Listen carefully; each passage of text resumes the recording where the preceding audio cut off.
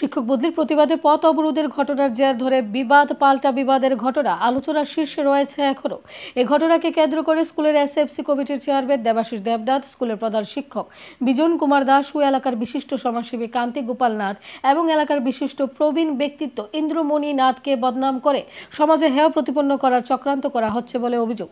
স্কুলে এসএমসি কমিটির আহুত সাংবাদিক সম্মেলনে এই ধরনের অভিযোগ করেন কান্তি গোপাল দেবনাথ, এসএমসি কমিটির চেয়ারম্যান দেবাশিস দেবনাথ ও প্রধান শিক্ষক বিজন দাস। পাশাপাশি উক্ত মিথ্যা ঘটনাকে কেন্দ্র করে দিনভর মামলা, সাংবাদিকদের হেনস্থা করার অভিযোগ, পরবর্তী সময়ে সাংবাদিকদের দ্বারা থানার সম্মুখে ধর্ণা এবং রাজ্যের কতিপয় সংবাদ মাধ্যমে উক্ত ঘটনাগুলিকে কেন্দ্র করে যে সংবাদ পরিবেশন করা হয়েছে তা মিথ্যা ও অসত্য বলে জানানো হয়েছে।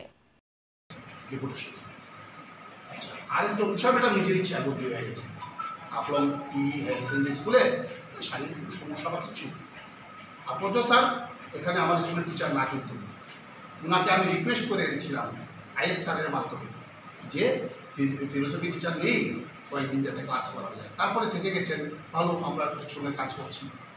এখন দরকার পড়েছে হয়তো আমার ডিপার্টমেন্টের।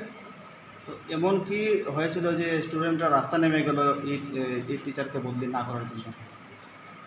যেহেতু আপনি স্কুলের এইচএম রয়েছেন, আগে থেকে তো কিছু না কিছু তো হুট করে তো আর রাস্তা বসে নেই। এই দেখুন, উষা ম্যাডাম যখন বদলি হয়, আমাদের উষা ম্যাডাম যখন বদলির মধ্যে নিজের ইচ্ছায় বদলি হয়, এর পরের দিন আমি শুনতে পেলাম বাজারে কে বা কারা আমাকে ফোন করলো, বা এসএমসির অনেক মেম্বার আমাকে ফোন করছে, স্যার ছাত্ররা মনে একটা আন্দোলন করবে। ব্যুরো রিপোর্ট, দৈনিক প্রহর।